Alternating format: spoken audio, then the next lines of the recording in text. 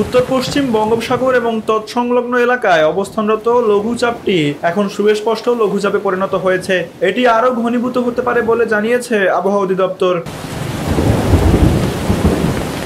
ইতিমধ্যে দেশের দক্ষিণ ও দক্ষিণ পূর্বাঞ্চলে ঝড়ের আশঙ্কা দেখা দিয়েছে। নদী বন্দরগুলোকে ১ নম্বর সতর্ক সংকেত দেখাতে বলা হয়েছে। খুলনা, বরিশাল, পটুয়াখালী, নোয়াখালী, কুমিল্লা, চট্টগ্রাম ও কক্সবাজারে ঘন্টায় ৪৫ থেকে ৬০ কিলোমিটার বেগে ঝড়ো হাওয়ার সঙ্গে বজ্রসহ বৃষ্টি হতে পারে।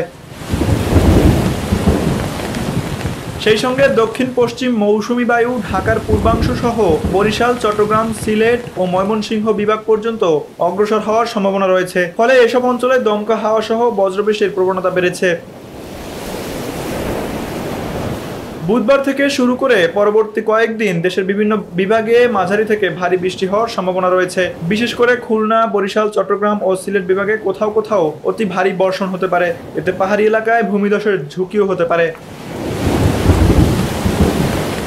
বৃষ্টি ও মেঘলা আবহাওয়ার প্রভাবে সারা দেশে দিনের তাপমাত্রা ১ থেকে ২ ডিগ্রি সেলসিয়াস পর্যন্ত হ্রাস পেতে পারে। রাতের তাপমাত্রাও কিছুটা কমতে পারে। তবে সপ্তাহের শেষ দিকে অর্থাৎ রোববার থেকে বৃষ্টিপাত কমতে পারে এবং তাপমাত্রা আবার বাড়তে পারে বলে পূর্বাভাসে জানানো হয়েছে।